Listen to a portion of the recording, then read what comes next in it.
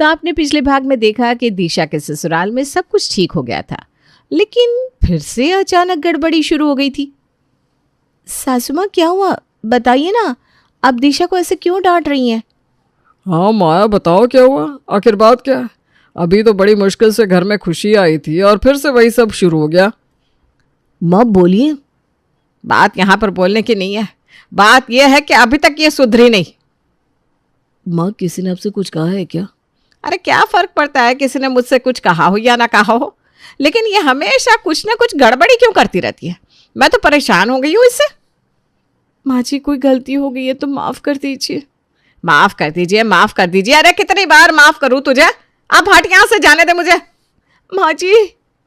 आज माया देवी बहुत गुस्से में थी, इतने गुस्से में कि घर वालों ने माया देवी को इससे पहले कभी भी इतने गुस्से में नहीं देखा था।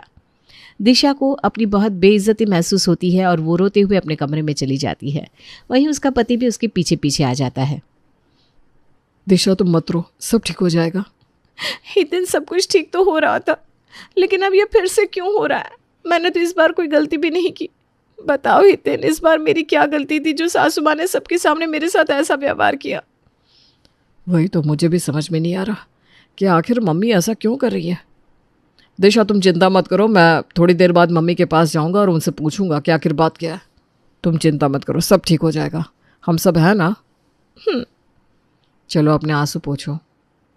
हितेन थोड़ी देर बाद अपनी माँ के पास जाता है और उनसे बार बार यही पूछता है कि आखिर उन्होंने दिशा के साथ ऐसा व्यवहार क्यों किया, लेकिन माया देवी तो कुछ बोलने को तैयार ही नहीं थी। माँ मैं आपसे कितनी बार पूछ चुका हूँ, बताइए ना माँ प्लीज़, आखिर हुआ क्या था? किसी ने आपसे कुछ कहा है क्या? हाँ माँ बोलिए ना, अब कुछ बोल क्यों नहीं रही है?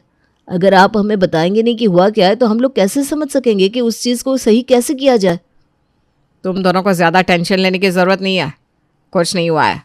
ये हमारे सास और बहू के बीच की बात है, इसलिए तुम दोनों को बीच में आने की कोई ज़रूरत नहीं है। अब तुम दोनों अपने कमरे में जाओ, मुझे ज़रा काम है।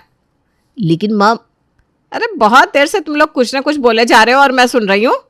अब एक और लफ्ज़ नहीं सुनना चाहती मैं, जाओ यहाँ से, मुझे कुछ काम है, कहा ना मैंने।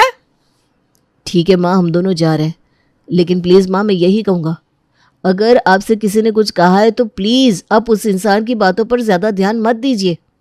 कितनी बार बोला, मुझसे किसी ने कुछ नहीं कहा, अब जाओ तुम लोग। दोनों भाई माया के कमरे से चले जाते हैं। भैया मम्मी की बातों से पता चल रहा है कि किसी ने कुछ तो कहा है, लेकिन अब ये सब कौन कर सकता है?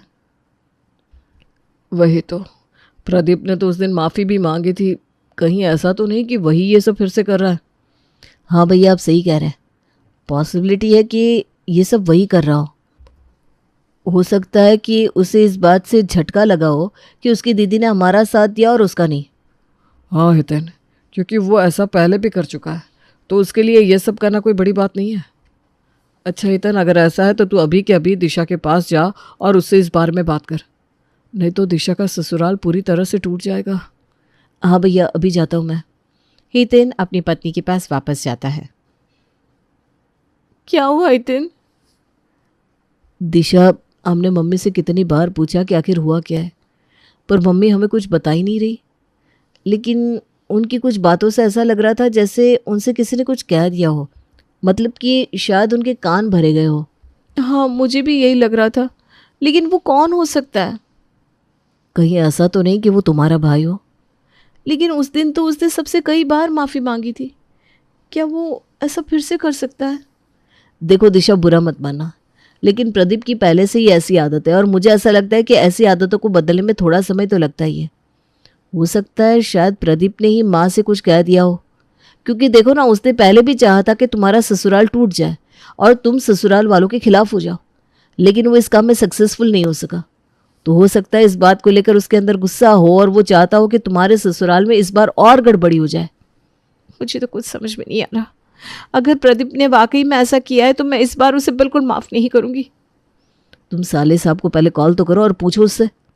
कॉल तो मैं कर लूँगी हितेन, लेकिन वो कॉल पर झूठ भी तो बोल सकता है ना। अब जब तक सासू माँ हमें नहीं बताती कि किसने उनके कान भरे हैं, तब तक भला हम लोग कोई एक्शन कैसे ले सकते हैं? ये बात भी है, लेकिन आप फिक्र मत करिए, मैं उससे एक बार पूछती हूँ। दिशा प्रदीप को कॉल करती है। प्रदीप, सच सच बता, क्या तूने मेरी सासू माँ से कुछ बोला है? अरे नहीं दीदी, गॉड प्रॉमिस। ना मैंने आपकी सासू माँ को कॉल किया, ना मैं उनसे मिला हूँ, तो मैं उनसे कुछ कैसे कह सकता हूँ। अरे दीदी आप ही सोचिए, इतनी बड़ी प्रॉब्लम हो गई थी तो क्या मैं फिर से वो सब दोबारा करूँगा? नहीं नहीं दीदी, मैं वैसा दोबारा करने की सोच भी नहीं सकता। तू सच कह रहा है ना प्रदीप? हाँ दीदी, कसम से। अब दिशा सोचने लगती है कि आखिर अगर प्रदीप ने उसकी सासू माँ से कुछ नहीं बोला है तो किसने बोला? वो कौन है जो अब इन सभी का दुश्मन बन बैठा था? ऐसे ही कुछ दिन बीतते हैं, तभी एक दिन, वो सासू माँ, कल प्रदीप का जन्मदिन है तो उसने सबको अपने घर बुलाया है। मैं आज जा रही हूँ, प्लीज़ आप भी कल आ जाइएगा। तुम जाओ, हमारी फिक्र मत करो। और वैसे भी तुम्हारे भाई के जन्मदिन में हमारा क्या काम है भाई? तुम दोनों भाई बहन पार्टी एंजॉय करो, खूब सारी बातचीत करो, और क्या। अच्छा दिशा चलो। माया अपनी बहू से सही से बात भी नहीं करती, जिससे दिशा निराश होती है और दुखी मन से ही वो अपने पति के साथ अपने भाई के घर जाती है। अगले दिन प्रदीप का बर्थडे सेलिब्रेशन होता है और सभी लोग उसमें शामिल होते हैं, सिवाय दिशा की सासू माँ के। प्रदीप, बुरा मत मानना, पता नहीं आजकल सासू माँ को क्या हो गया है। कोई बात नहीं दीदी, मुझे बिल्कुल भी बुरा नहीं लग रहा। और हाँ, आप ना चिंता मत करिए, सब ठीक हो जाएगा। अच्छा दीदी चलिए सब केक खाते हैं। कुछ दिन बाद, अरे 1 बज गया। माया देवी जल्दी से तैयार होती हैं और किसी से मिलने के लिए इको गार्डन पहुंचती है। और हम देखते हैं कि माया देवी जिससे मिलने आई हुई थी वो कोई और नहीं बल्कि प्रदीप की पत्नी मीनाक्षी है। आंटी जी क्या हुआ, आपको आने में देर लगी? अरे क्या बताऊं बेटा, ये जो तेरी ननद है ना दिशा, बड़ी चालाक है। बार बार पूछ रही थी, सासू माँ कहाँ जा रही हो, सासू माँ कहाँ जा रही हो, पर मैंने उसे कुछ नहीं बताया। हाँ आंटी जी, आपने बहुत अच्छा किया। अगर आप उसे कुछ भी बता देती ना तो वो सब समझ जाती, क्योंकि उसका तो काम यही है ना, दूसरों पर जासूस की तरह नज़र रखना। हाँ बेटा, बहुत जासूसी करती है। मैं क्या कर रही हूँ, क्या नहीं कर रही हूँ, सब जानना चाहती है वो। लेकिन उसे ये नहीं पता कि मेरा दिमाग भी उससे 2 कदम आगे की सोचता है। वो तो है आंटी जी। आप कहाँ, मेरी ननद कहाँ। अच्छा आंटी चलिए अब मेन मुद्दे पर आते हैं। हाँ हाँ बोल बेटा। अच्छा आंटी जी, आपको पता ही है कि मेरे पति कैसे हैं, मुझ पर कितना जुल्म करते हैं, मुझे कहीं जाने से भी रोकते हैं। और तो और मैं अपने घर में ही अपनी पसंद की कोई भी चीज़ नहीं कर सकती। अरे मैं तो आपसे कॉल पर बात भी नहीं कर सकती, क्योंकि वो दिन भर मेरे सामने ही रहते हैं। क्या करूं, मेरा तो मन करता है उनके खिलाफ़ पुलिस में कंप्लेन कर दूं।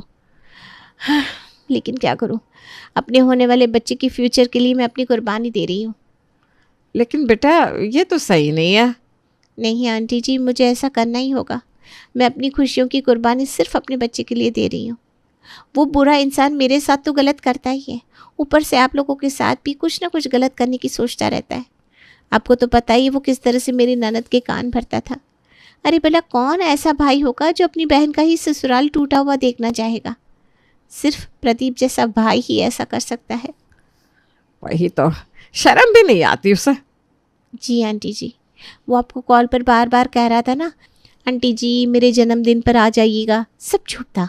अरे मेरे सामने हंस रहा था और बोल रहा था वो बहुत खुश है कि आप पार्टी में नहीं आई। और तो और मेरी ननद भी न जाने आपके बारे में क्या क्या बोली जा रही थी। बोल रही थी पता नहीं आपको क्या हो गया है, आपको ऐसा नहीं करना चाहिए, वैसा नहीं करना चाहिए। अरे खुद के गिरेबान में तो झांके ये लोग पहले। अच्छा, और क्या बोल रहे थे दोनों भाई बहन? दोनों बेवकूफ़ रात के समय आप दोनों की बहुत बुराई कर रहे थे। मेरी ननद बोल रही थी कि वो 2-3 साल बाद अपना हिस्सा मांग लेगी और आपसे अलग हो जाएगी। क्या? हाँ, और ये भी बोल रही थी कि आपने उसका जीना मुश्किल कर दिया है। लेकिन मैं तो देखती हूँ आप उसे कितना अच्छा मानती है। एक मेरी सासू माँ थी जिन्होंने मुझे बहुत परेशान किया, इसीलिए तो मैं इनके साथ शहर में आ गई। सोचा था शहर में आकर उनके साथ ज़िंदगी बड़े आराम से कटेगी, लेकिन सब कुछ उल्टा हो गया, वो भी सिर्फ मेरे पति की वजह से। यही तो बात है ना बेटा, आजकल अच्छे लोगों की कदर कहाँ होती है भला। हाँ आंटी जी, और क्या। और हाँ, मेरी ननद ना ये भी बोल रही थी कि आपने उनके भाई प्रदीप के साथ जो भी किया अच्छा नहीं किया। उस दिन बेवजह आप लोगों ने बहुत ड्रामा किया। इस तरह मीनाक्षी माया देवी के कान भरती रहती है।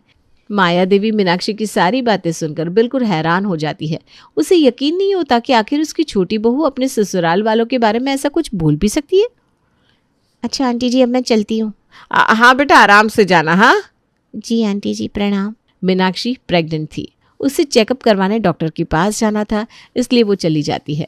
करीब 2-3 घंटे बाद जब मीनाक्षी अपने घर जाती है। मीनाक्षी क्या हुआ, आने में बहुत देर लगा दी? क्यों, आपको कोई तकलीफ? अरे तकलीफ की बात नहीं है, तुम प्रेग्नेंट हो और ऐसी हालत में ज़्यादा देर बाहर रहना सही नहीं है। क्या सही है और क्या सही नहीं, ये आप मुझे मत बताइए। अरे क्या चीज़ सही है? अगर ये बात आपको पता होती तो आज हमारे रिश्ते अच्छे होते। मीनाक्षी, मैंने अपने किए के लिए तुमसे कई बार माफ़ी मांगी है ना, अब तो माफ़ कर दो मुझे। आपने मेरे साथ कुछ चीज़ें ऐसी की है ना जिसे मैं भुलाना भी चाहूँ तो भी नहीं भुला सकती। चलिए, मेरे सोने का टाइम हो गया है, मैं दवाई खाकर सोने जा रही हूँ। खाना आप बाहर से मंगा कर खा लेना। मीनाक्षी। लेकिन मीनाक्षी अपने कमरे में चली जाती है। समझ में नहीं आ रहा सब कुछ ठीक कैसे करूं। ये सब मेरी ही गलती है। अगर मैंने वो सब ना किया होता तो आज मेरी फैमिली खुशहाल होती। वहीं दूसरी ओर, बहू दिशा कहाँ है? सासू माँ, वो अभी बाजार गई हैं। अरे अभी 3 दिन पहले तो ये मार्केट गई थी, ये बार बार मार्केट क्या करने जाती है? ज़रा इस पर नज़र रखा कर बहू। नहीं सासू माँ, ये मार्केट ही जाती हैं। अरे गार्गी, तू ना ज़्यादा उसकी साइड मत लिया कर। तू जानती है कि वो कितनी चालू है, और ऐसी चालू औरतों पर ज़्यादा विश्वास नहीं करना चाहिए। तभी मार्केट से दिशा आ जाती है। आ गई? जी सासू माँ। क्यों, कुछ हुआ क्या? आज ज़रा डोसा खाने का मन कर रहा है तो डोसा बना दे। तुम डोसा अच्छा बनाती हो ना, इसलिए बोल रही हूँ। जी सासू माँ। दिशा बाजार से थक कर आई थी, उसके बावजूद भी वो अपनी सासू माँ के लिए डोसा बनाने लगती है। थोड़ी देर में डोसा तैयार हो जाता है और वो डोसा लेकर सासू माँ के पास पहुँचती है। बहू, अगर डोसा बनाने का मन नहीं कर रहा था तो पहले बता देती। ये कैसा डोसा बनाया है? ना सही से नमक पड़ा है, ना मिर्च, ना कुछ। इससे अच्छा तो बड़ी बहू ही कुछ बना देती। नहीं सासू माँ, ऐसी बात नहीं है, मेरा मन नहीं कर रहा था। मैंने तो पूरी कोशिश की थी डोसा अच्छा बने। हाँ हाँ, सब पता है, नाटक करती रहती है। बड़ा कोशिश किया तूने। अरे कोशिश करती तो क्या ऐसा डोसा बनता? इतनी जल्दी तो डोसा बना कर ले आई जैसे कोई फॉर्मालिटी कर रही है। अरे वैसे भी तू हमारे लिए कुछ करना ही कहाँ चाहती है? तू तो बस अपने मायके वालों के लिए करना चाहती है। जब तेरा भाई आता है तब तो बड़ा दौड़ दौड़ कर काम करती है। सासू माँ, आप इतनी छोटी सी बात के लिए मुझे ऐसा क्यों बोल रही हो? आखिर मेरी गलती क्या है? अब भोले बनने का नाटक मत कर मेरे सामने। दोनों भाई बहन एक जैसा है। माँ जी प्लीज़ ऐसा मत बोलिए, मुझे बिल्कुल अच्छा नहीं लग रहा है। हाँ हाँ, बस हम ही ध्यान रखे तुझे क्या अच्छा लगता है क्या अच्छा नहीं लगता। हम सब तो नौकर है ना तेरे। माँ जी अब बहुत हुआ, अब मैं और नहीं सुन सकती। अगर आपको मुझसे इतनी ही प्रॉब्लम है तो कल अपने मायके चली जाऊंगी मैं। ये कहकर दिशा अपने कमरे में चली जाती है। देखा गार्गी तूने इसके तेवर? जरा सा कोई बड़ा बुजुर्ग से कुछ कह दे तो सहन नहीं होता इससे। जाने दीजिए ना सासू माँ। अरे तू तो चुप ही रह। शाम को मुझे पक्का पता है कि ये सब प्रदीप नहीं कर रहा।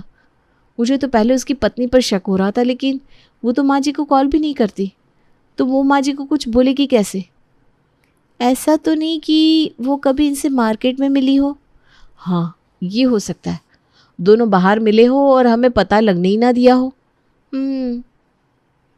ये जो कोई भी है उसकी वजह से मम्मी और पापा दोनों ही मुझसे सही से बात भी नहीं करते। फिक्र मत करो दिशा, सब ठीक हो जाएगा। अब ये सभी लोग मीनाक्षी पर नज़र रखने लगते हैं, जिससे कुछ दिनों के अंदर ही इन सबको पता चल जाता है कि मीनाक्षी माया देवी से चुपचाप बाहर मिलती है। तभी एक दिन जब हितेन प्रदीप और मीनाक्षी को अपने घर बुलाता है। बहुत देर हो गई जीजा जी, अभी तक दीदी कमरे से बाहर नहीं निकली। हाँ, ननद जी कहाँ है? पता नहीं, ये देखो इनका खत, ये खत छोड़कर कल पता नहीं कहाँ चली गई। क्या? क्या मतलब, कहाँ चली गई? छोड़कर चली गई दिशा मुझे। हितेन भैया आप रोइए मत, वो वापस आ जाएंगी, देखना। वैसे मीनाक्षी तुम तो बहुत खुश होगी ना, तुम अपने प्लान में सक्सेसफुल जो हो गई। क्या? तुम क्या सोचती हो, तुम वो सब करोगी और हम सबको पता भी नहीं चलेगा? हमें सब पता चल गया है। हमें पता चल चुका है कि तुम मेरी माँ के कान भरती थी, जिसकी वजह से मेरी माँ मेरी पत्नी पर जुल्म करती थी, और बेचारी दिशा इस बात से परेशान होकर हम सबको हमेशा के लिए छोड़कर चली गई। क्या मीनाक्षी, क्या ये सच है? जल्दी बोलो, क्या ये सच है? हाँ ये सच है, लेकिन मैं तो बस यही चाहती थी कि ननद जी और आप में प्रॉब्लम बढ़ जाए। मुझे ये सब नहीं पता था कि ऐसा कुछ हो जाएगा। गलती हो गई, आप सभी मुझे माफ़ कर दीजिए। तभी दिशा, उसकी सासू माँ और ससुर जी आते हैं। चलो, तुमने अपनी सच्चाई तो कबूली। मैं कहीं नहीं गई थी, ये सब तो बस हमारा प्लान था। यकीन नहीं होता मुझे। सच में। हाँ मीनाक्षी, तुमने ये अच्छा नहीं किया। तुम जैसी स्त्रियों के ऊपर ये सब शोभा नहीं देता। हम सब ने तो सोचा भी नहीं था कि आपकी जैसी सीधी सादी लड़की ऐसा भी कुछ कर सकती है। मैंने ऐसा इसलिए किया क्योंकि शादी के 1 साल बाद ही प्रदीप बिल्कुल बदल गए। वो मुझे बहुत परेशान करने लगे, और ये सब जानते हुए भी मेरी ननद कुछ नहीं करती थी। इसलिए मैं इन दोनों को परेशान देखना चाहती थी। लेकिन मीनाक्षी, सच में मुझे ये बात पता नहीं थी कि प्रदीप तुम्हारे साथ ऐसा कुछ करता था। वो तो मुझसे बोलता था कि वो तुम्हारा बहुत ध्यान रखता है। हाँ मीनाक्षी, यही सच है। अच्छा, मुझे माफ़ कर दीजिए ननद जी। छोटी बहू, मैंने भी पूरी बात जाने बगैर ही तुझे गलत समझ लिया। माफ़ करते बहू। कोई बात नहीं माँ जी। तो इस तरह इस घर की सारी गलतफहमियाँ दूर हो जाती हैं और अब सभी लोग खुशी खुशी एक साथ रहने लगते हैं।